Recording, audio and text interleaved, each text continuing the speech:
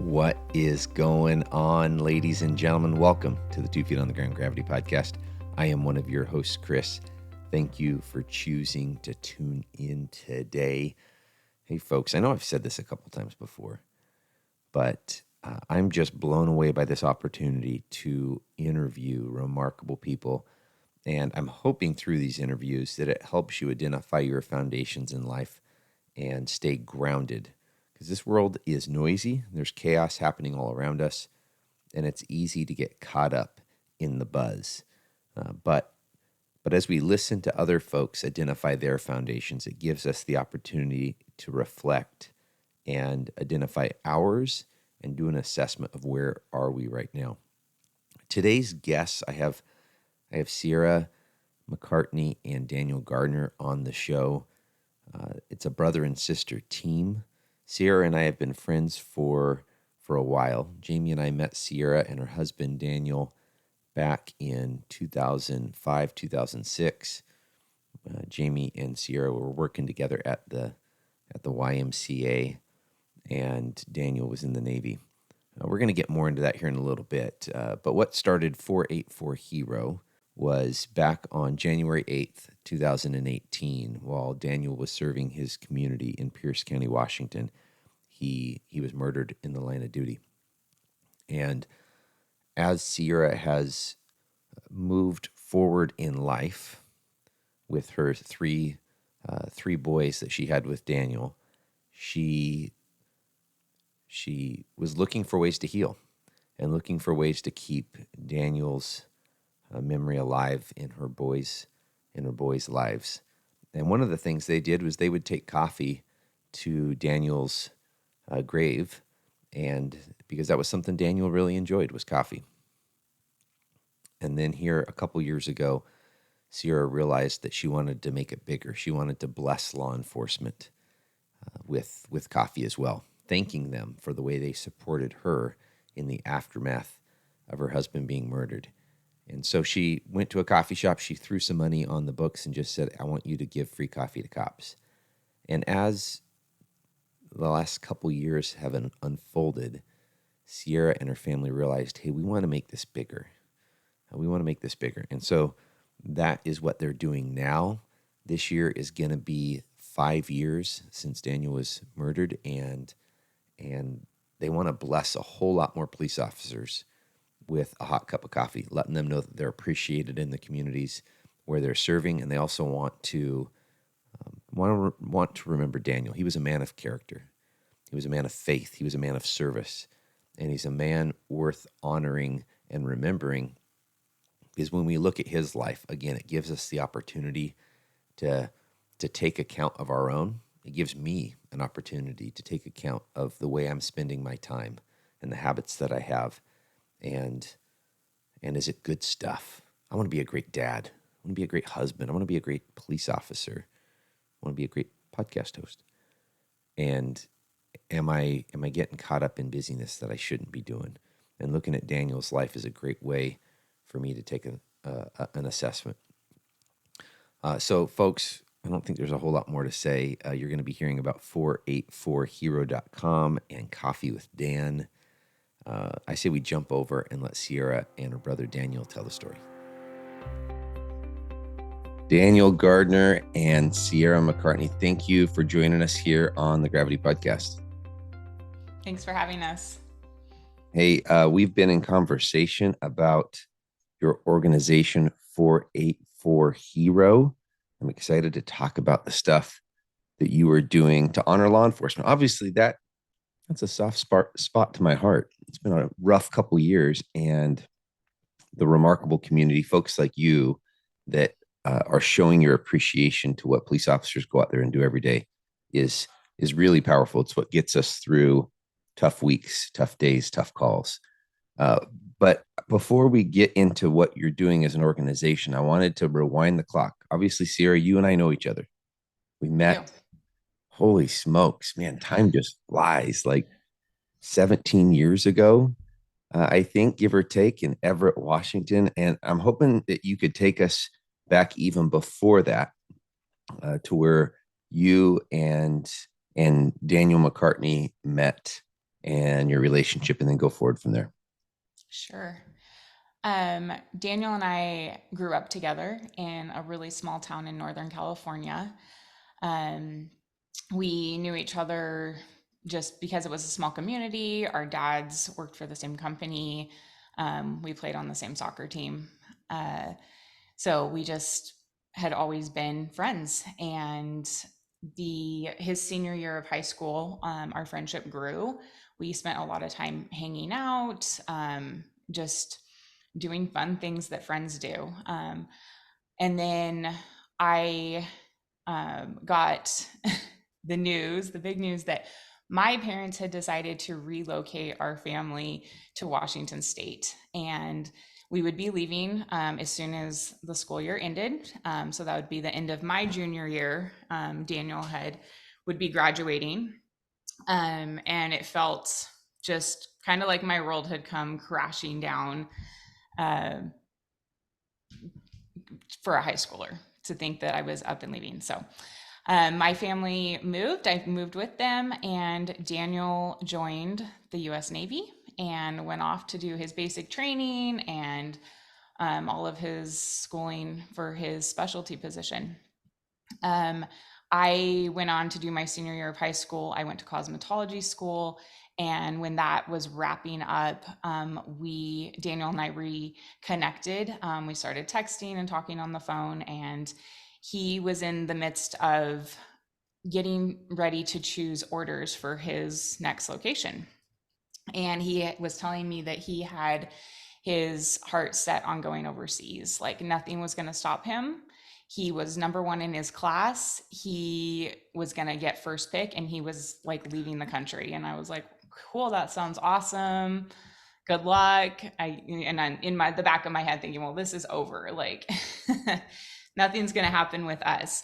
I think that we both had kind of crushed on each other, throughout the years, but nothing ever came of it. So, long story short, he ended up having to have like emergency dental work or something on the day that they were picking orders. He did not get to pick his orders first, and he got what was left at the bottom of the bucket, which happened to be Washington State.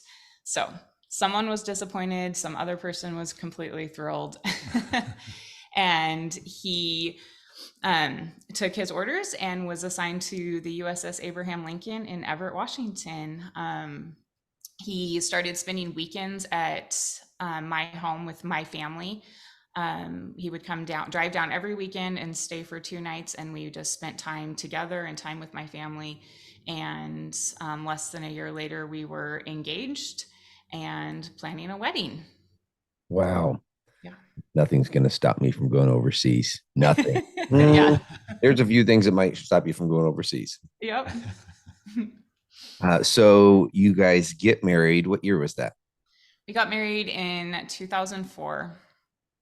I love it. Yeah. And where did I'm assuming that's when you relocated with him to Everett, Washington area.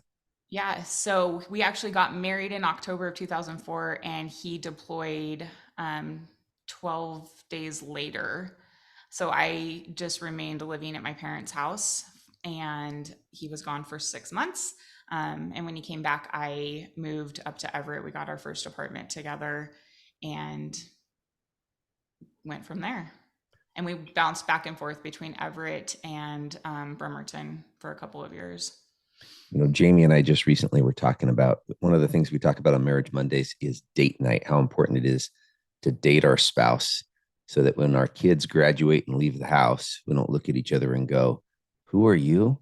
And Sierra, you're responsible for Jaimie and I getting dates for about a year because we don't trust a lot of people. Unfortunately, that's one of the consequences of being a police officer is your trust factor in people.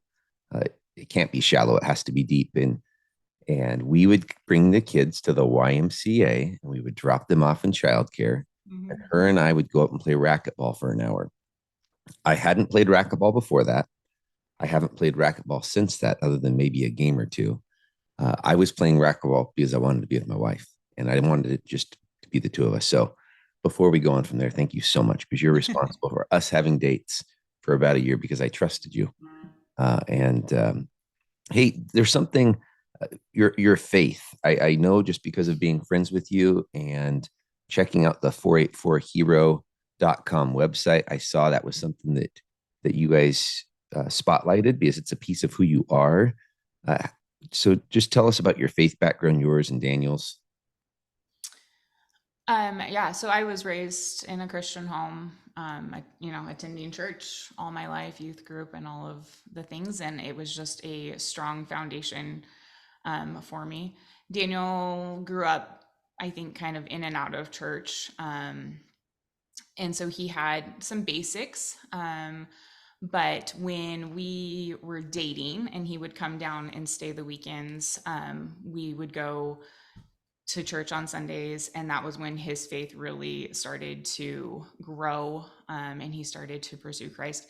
And even more so when he went on, he was after we were married, and he went on that deployment, and he was stuck on a boat for 6 months with just the same people day in and day out, and he experienced a lot of conflict, and he just really at that time pressed into Christ, and his relationship grew, and him and I just so much conversation back and forth via email because that was our main communication. And when he did call, it was like crinkly in the background. It was terrible communication. So we had that time, just really, that helped us grow our relationship in Christ together.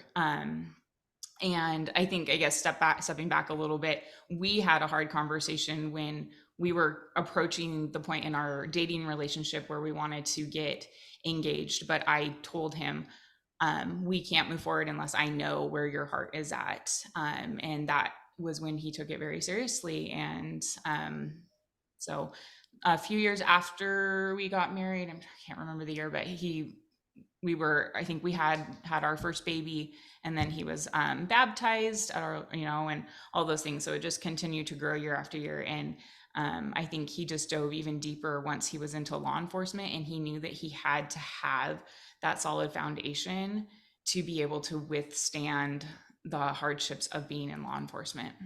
Yeah, the perspective that my faith in Christ gives me in the midst of everything I see as a police officer is powerful. I don't know what I would do without it, so I can relate.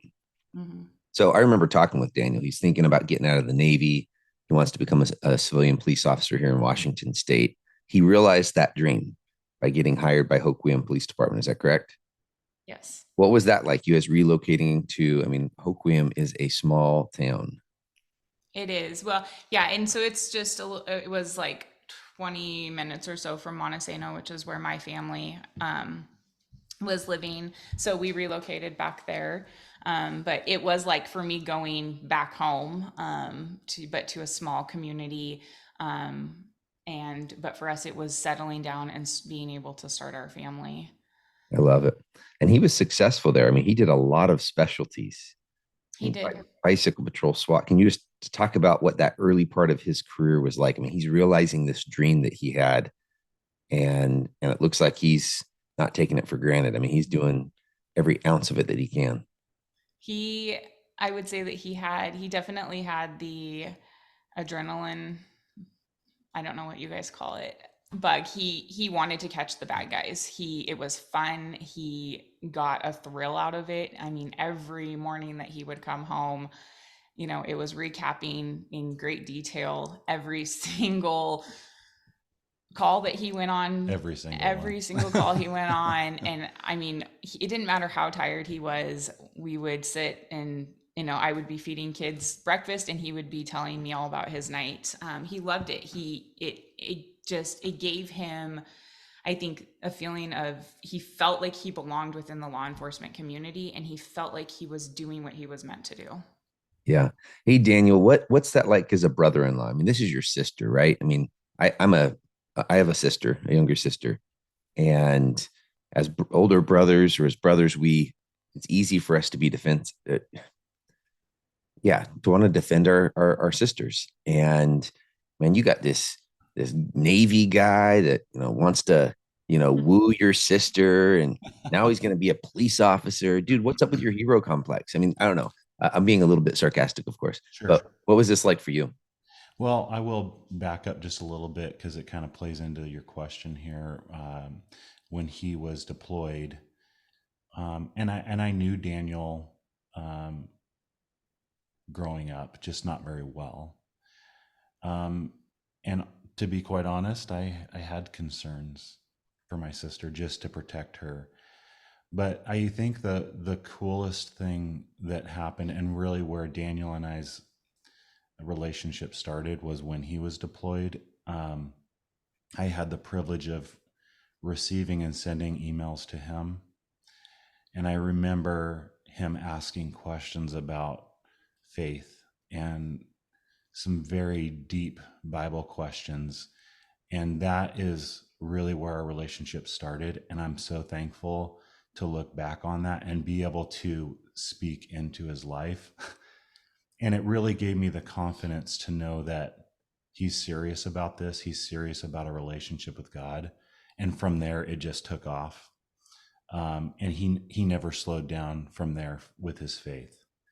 And we've seen that throughout his whole career, not just for himself, but anybody that he came in contact with, wanting them to be able to change their life, not just putting somebody in jail, but like, how can I use my faith to speak into somebody's life? So, yeah. Yeah, that's amazing. And as a police officer, you get that opportunity, right? I mean, you find people at their low point, or definitely at a low point, Mm-hmm. and you have the opportunity to speak hope and truth into their life. And I've heard other police officers say it's really a missionary calling almost, for them, and they're just getting their money instead of through missionary support. It's getting routed through a city government instead. So um, I love that. I was laughing when you all were talking about him coming home and retelling every story because definitely early in my career, I did that like every single day, and I'm throwing in sound effects, and Jamie's like, "Hey, babe, you don't need to actually like you don't need to tell me what the siren sounds like. I know what it sounds like. It's kind of loud when you do that for me. So I mean, you can just tell me you turned on your siren." To this day, I still use the sound effects. It makes for a better story. So Good. Totally. things are going great at Hoquiam. I mean, lots of opportunity, but at some point, Daniel is filling the itch to test for another agency. Why was that, Sierra? Yeah, I think he just Hoquiam was amazing. He loved it there. He loved the people he worked with. Chief Myers was amazing. He was a great chief to work for. But Daniel just knew that at the time where they were in their department, and the amount of people that were ahead of him in rank, there wasn't going to be a lot of potential for advancing. And I guess he just didn't want to do 10 or 15 years, before he had the opportunity to do more. So we started talking about the option of relocating. And we looked at lots of different areas, including the Tri-Cities. He actually interviewed with Snohomish County in the process, and Pierce County. And it actually came down to it. Snohomish County had offered him a job, and right at the same time as Pierce County finally got back to us. And we just felt like that was where we were supposed to be, a little bit closer to family still. And I remember him saying, Pierce County is the department that I want to work for. He thought that was where a lot, he thought that's where the action was. He was still young in his career. It was sounded fun to him. So ultimately, that was where we ended up. And his call sign for Pierce County was 484, correct? Mm-hmm. Right. Yep. And uh, what was your guys' life like? I know that CrossFit has been a big piece for you guys at some point. Was that back in Hoquiam as well, or is that something that you guys started when you relocated to Pierce County? Yeah, physical fitness for Daniel in general was a huge part of his life. He played every sport, all of his growing up years and through high school. He started playing college football before he truly felt God saying, actually, you're going to go into the Navy. to wrap that whole story up. So he has always been into working out, weightlifting, doing all of the things. And so he started CrossFit when we were still in Grace Harbor County, and he was working for Hoquiam. And then he just continued on. And when we moved to Yelm and he was working for Pierce County, he found the Yelm CrossFit gym that really truly became just his home away from home. It was his outlet. It's where he was able to let off his steam from work and kind of just let things go, and where he was able to take care of his body physically so that he was fit and able to go and do the job better. And during that time, he also got certified. He was a CrossFit coach. And ultimately, Daniel's dream was to have his own CrossFit gym. And that was the direction that we were trying to move into as a family. We had like a 5-year plan for him to get out of law enforcement, and we were going to open our own gym. Love it. So at this point, how many sons do you guys have? Do you guys have 3 sons at this point when you're moving to Pierce County? Yes. All right. So 3 boys. I can't even relate. I got 4 No? daughters. I got 4 daughters, right? Like, I mean, I can relate in that it's the opposite of you, right? It That's is. my life. And for me, what I've had to have is invest in a lot of shovels and alibis. Actually, no, I'm just joking. I said that joke to my buddy who owns the Cannon Beach hardware store down in Cannon Beach, Oregon, and he just shook his head at me. Yeah, that was inappropriate. I shouldn't have said that. And he goes, no, crab pot, no buoy. And I sat there and thought about, if I throw a crab pot on without a buoy, I can't get it. Oh, the take care of the work.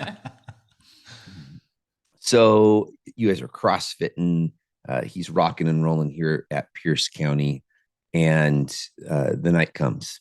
January 7th, he goes into work, January 7th, 2018. What happens, Sierra? Yeah, so he was actually he had worked a double the night before. And so he got up with just enough time to eat something, shower, and hang out with the boys for just a few minutes, and he was out the door again. I made, we would have our big family dinner was at lunchtime before he left, so we ate dinner and said goodbye, and I finished my day out, just picking up the house, getting the boys into bed, and then ended the night in bed, him and I texting back and forth about kind of the next day and what the plan was and what things were going to look like. Went to sleep, and ultimately I woke up to my phone ringing, and it was the county's call out system, and for some reason my number got connected to it, and we never really fixed that. So it probably should never have been that way. But ultimately, God knew what I needed, and it was rough, but I answered my phone and listened to the recording, and it said that there had been an officer involved shooting. So I immediately sent Daniel a text and just said, "Are you okay?" and waited. I got on Facebook, started checking social media. I seen that there was a call, an incident that was happening in the next city over, and it sounded and looked like a bunch of officers and deputies were moving up to help out with another call. So I just kept telling myself, no news is good news. Tried to remain calm and just wait for him. And time went on, and the phone just kept ringing with these updates about an officer involved shooting. And ultimately, they ended up putting his badge number out over that call. So one of the last calls that I heard the recording, it said 484 down. And so I knew at that moment that it was him. And I got myself up and I got dressed and I went to my kitchen and I spent 30 to 45 minutes on the floor crying out to God. But I knew that somebody was coming, because that was, Daniel and I had talked multiple times about what the process would look like. Somebody will come to you, someone will come and get you. And so I was just waiting. So I, took our house alarm system off, and when I seen the headlights come down the driveway, I met them at the door. So um, that was probably, a lot of people would say, wow, that is the worst way to find out. But for me, it was, I needed that moment to be prepared. I needed to be dressed. I needed to have my things in order. And so it was helpful in looking back in the big scheme of things. Yeah. What role did your family play in these next couple hours and days, Sarah? Yeah. So I was told at the door that they didn't know, they had no information. They said, yes, he's been shot. We don't know. Because I just wanted to know. I kept just telling, like, please just tell me. Like, if he's gone, I just want to know. And they just kept telling me, we don't know. We got to get you to the hospital. And I'm like, I have 3 sleeping kids. And because we had relocated for him to have this job at Pierce County, we didn't have any family in the area. My parents were an hour away. My brother was 2 hours away. And so my next step was to go into panic mode, more so for my kids. Like, what am I going to do with my kids? I couldn't even fathom picking 3 kids up, young kids, and taking them to the hospital. So I called my parents, of course, first, and I said, you have to come right now. And so they were on their way. And ultimately, they ended up rerouting to the hospital, because the people from the sheriff's department that came to my door, there was enough of them that somebody was able to stay with the kids. And then I had my cousin, I called her, she was a little bit closer, and she came and took over. So, that was just another chunk of it. Was my kids don't go and stay with people. They were homeschooled. Is like walking out the door knowing that my husband had just been shot and not knowing if he was going to survive, and also leaving my 3 kids knowing that they may potentially wake up and be in our home with somebody that they don't know. So it was the ultimate nightmare. Yeah. Daniel, what was that like for you and for the rest of the Gardner family as you guys get the word of what happened?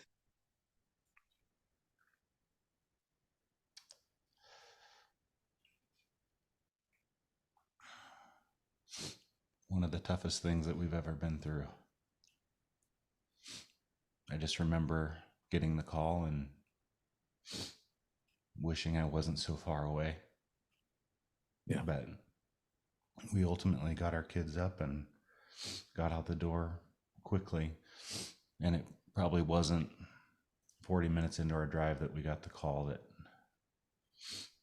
he didn't make it. And I just remember being on the side of the road in my car.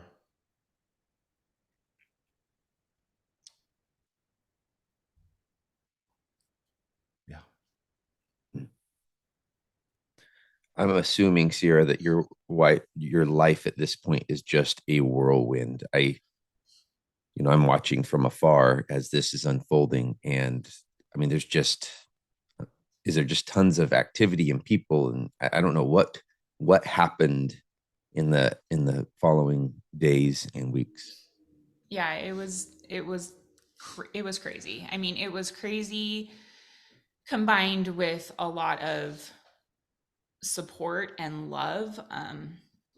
But I mean, I was escorted into the hospital and escorted out of the hospital. And from that moment on, nobody basically left our side. We had 24-hour security. A deputy or a law enforcement officer was parked in our driveway continuously. I don't think I drove myself in a car for a month after. Like, the support was amazing, but almost suffocating, but amazing. But there was people that were, we had food and groceries and people in and out, and people picking me up to take me to all of the appointments that I needed for planning the memorial service. And just, it was a lot. It was a lot, to the point where, obviously, because of the grief, I wasn't sleeping and I wasn't eating, but also the only time that I had to even sit in my emotions was in the middle of the night.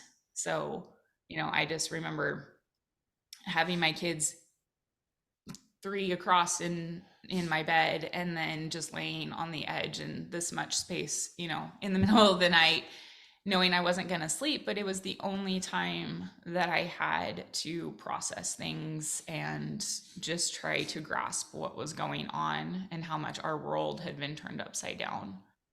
Yeah. Well, kids have a way of sucking up the bed, don't they? They do. Yeah. If we allow our children, our two daughters that are still in the house, have a thing about coming into our room at night and asking us to do a sleepover, and I'm like, "You're 16 and 11. Get out of here. I have no bed right now. I'm about to fall off." So as you move through this grieving process, there's the funeral, the ceremony, and you're coming out of that. How, I mean, again, three boys. What were some of those first thoughts going through your mind? Like, what are you going to do moving forward? Were you working at the time? I can't remember. I mean, these are just things that people you have to process, right? As you're processing it in the middle of the night, these are decisions you're going to need to make in weeks, months, years. Mm-hmm. Yeah, I wasn't working. I was a stay-at-home mom, homeschooling all of the boys. So, um, that in a way was, it took something out of the mix. Obviously, one of my very first concerns was, financial things. Um, I thought I'm going to have to go back to work. I'm going to have to start utilizing this cosmetology license that I got back in high school. How am I going to take care of these kids? They had never gone to school, and I just didn't know. And it was a process.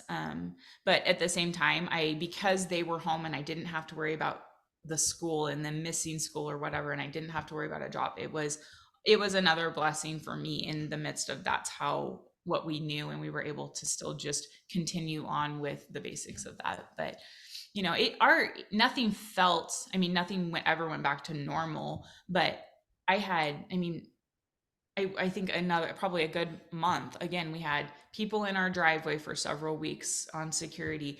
My family rotated every single night in and out of my house. We didn't spend any nights alone until I finally got to the point, probably about a month later, where I said, okay, I need a little bit of space. I'm ready to do a night by myself. But I was never left alone.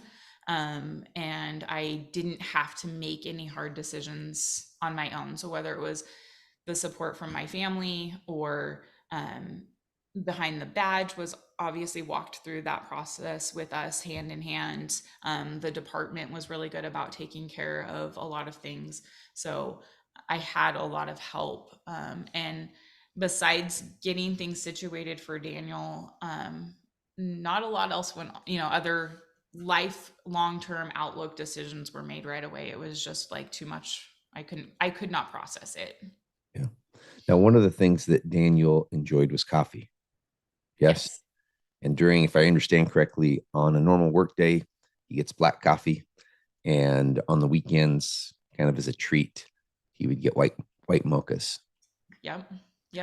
So somewhere in there, this love for coffee that I assume you also share. You enjoy a good cup of coffee. Oh yeah. Yeah, pretty much all moms. I mean, there might be some exceptions to the rule, but I Totally. just know we brew a big pot every day. Somewhere in there, you get this idea. You get this idea of giving back. What started this idea of what eventually has grown into 4-H-4 Hero?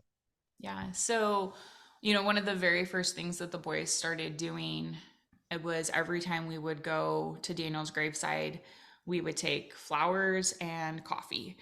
And the first couple times I did it, I kept thinking and telling myself he would be so mad at me for buying a white chocolate mocha and leaving it at his graveside. Like, what a waste. And so there was actually a couple of times where I actually like dumped it in the grass next to him, like, here's your coffee, because I was like, it's either that or leave the cup full. couldn't wrap my head around it, but I also couldn't stop doing it. Like it just became this thing. Like we were taking dad coffee. And that was a part of the journey and the process for the boys and I of moving forward, losing out on that ritual of having coffee on his weekend home or whatever, or the boys helping him fix his pot of coffee before work. So we started doing that, and that was a ritual. And where Coffee with Dan came in was on the anniversary, the third anniversary of his end of watch. It was the first year that we didn't really have anything planned. I didn't really know what to do with our day. I was like, do we stay home and feel sad and wallow in it? Do we process it? Do I take the boys out to do something fun? It feels weird to celebrate, but it was just such a process. So ultimately we went and got coffee, took Daniel coffee, and in the process of that I said, you know what, let's do something to show our appreciation for all of the love and the support that we have gotten from the deputies, the police officers all across, Pierce County, Washington State, and really, across the country. There was people that had reached out to us and did amazing things for us. So we wanted to give back. So I got my family on board and a couple friends so that we could get a couple more coffee stands, across a couple different counties. And the boys and I, we literally, all we did was do the drive up, and I pulled up and I said, I want to load a coffee card, a gift card, and any police officer or deputy that comes through, I want you to give them their coffee for free. And if you could just let them know that it is in honor of Deputy McCartney, I would super appreciate that. And I threw a hashtag. I just printed out some paper and just did a hashtag and I said, please, if you feel okay with sharing a photo, the boys would love to see that people are having coffee with their dad in remembrance of him. And so it was very, very basic. And we did get some people posted some photos. Some people texted me some photos, sharing that they had coffee, and the boys, they just loved that. And it just felt good to get out of our sadness and to give back and to let people know that we appreciate not only what they did for us, but we appreciate that they're still out there doing the job that Daniel once did, that he loved, and that we know is so hard. Wow. Powerful. So that was year 3. You did that again in year 4. Yep. And then at some point, if I remember correctly, Sierra, your family's like, hey, we can make this even bigger. At what point did you start speaking into this, Daniel, in reference to how we could grow this to bless even more people? Well, something about me that you should probably know is I don't do things halfway, so it's all or nothing for me. And when she mentioned something about, I think you said, hey, can you build me a website? That's what I do for my business. And I said, yeah, we can do that. I just asked for a website to sell some t-shirts. Just want a website and a couple t-shirts. That's it. Yeah. And I did my thing. And a couple months later, we are working around the clock trying to get things ready for a launch. And we have a whole bunch of merch, and we're like, why can't we get more people on board to help with this? And so that's kind of where it started. Awesome. So at the time of us recording this, you have just launched 484hero.com. By the time this releases, it's going to be a couple weeks in its operation. What all is on 484hero.com? Yeah, so it's really centered around getting people involved in our mission. And that is not only to remember Daniel, but also to show appreciation to law enforcement. And we really want to move forward in that. And so there's 3 primary ways on the website for people to get involved. Number 1 is purchasing items. So currently we have 2 different t-shirts, 2 challenge coins, a coffee mug, some bracelets, some stickers.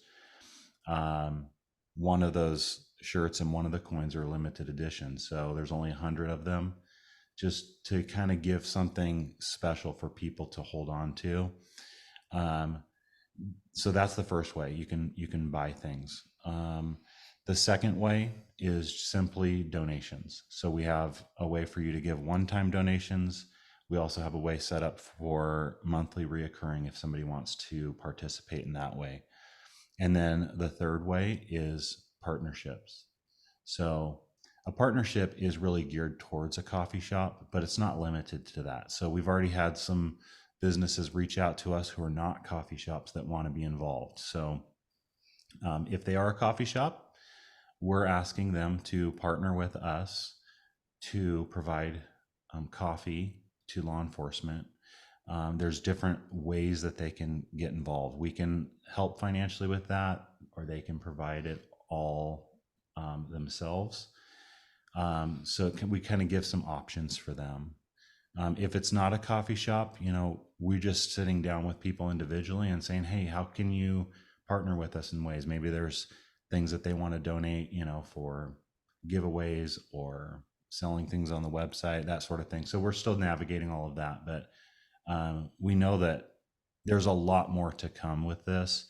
But for right now, what we're focused on is Coffee with Dan.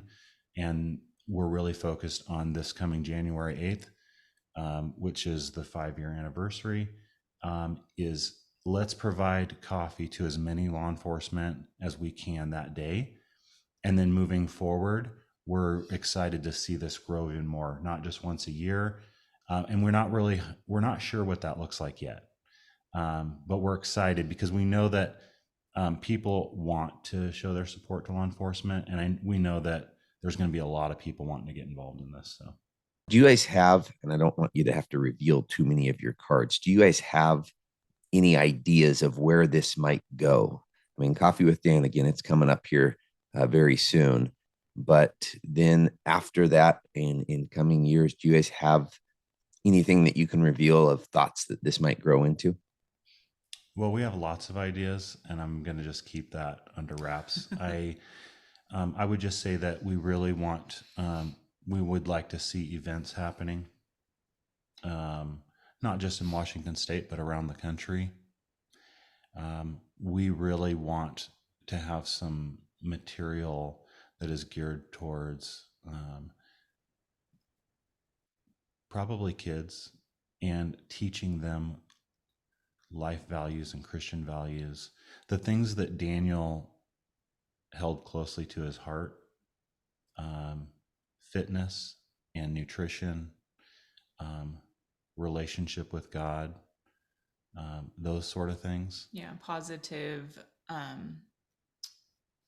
being positive towards law enforcement for kids, because so many kids out there get like a negative view of that. Yeah. Yeah. I was at a community event here probably about a month and a half ago, and there was this 3.5-year-old dressed in this Wonder Woman outfit, kind of like a Halloween costume. That wasn't the event. She just chose to wear Wonder Woman that day, in which, when you're 3 and you want to wear Wonder Woman, you wear Wonder Woman. And she was Yes. rocking it. And she comes up to me and gives me the sweetest hug on my leg. And so, of course, I'm a big, tough dude, right? But when little kids just come up to you like that, it connects with your heart. So I kneel down and I give her a hug and I look up at her mom and I'm like, that right there is a learned behavior. Mm-hmm. You've taught your daughter that I represent someone that will help her and that I'm safe. So, great job, mom. Yeah. Mom appreciated it, but I appreciated it even more. Those kind of stories, again, they carry me.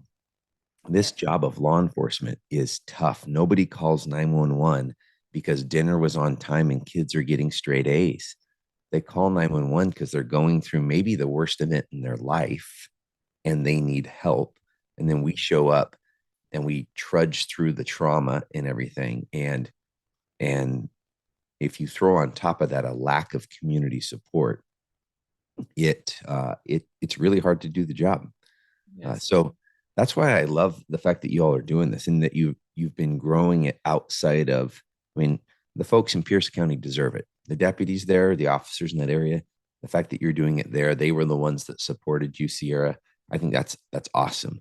but seeing you grow this outside of just the Pierce County area is remarkable. And I think it, especially right now when I see a lot of police officers around the country struggling, just struggling with morale, struggling with staying in the job and protecting our community.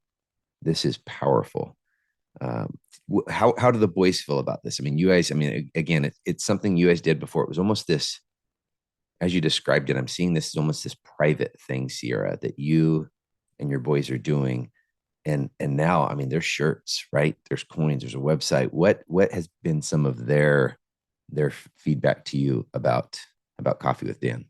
Yeah, they're super excited. I think the tradition, just the last 2 years of them being involved with me, just going to the coffee stand, just simply to load the coffee cards, and talking about what that means, has been great. And I think their favorite part is getting the feedback from people. Even if I just got a text message from a friend with a picture, with his coffee mug or whatever, I'll show it to them, and they love it. I think that it makes them feel like they are giving back and they're doing something good. And you know losing their dad obviously rocked their world. It's the hardest thing that they have ever gone through, but they still see the good in the job. They don't think, oh my gosh, law enforcement's awful, it took our dad from us. No, they still talk about, I might want to be a cop when I grow up, and how much they love and remember all of the things that people did for us, and all of our close friends that are still in law enforcement that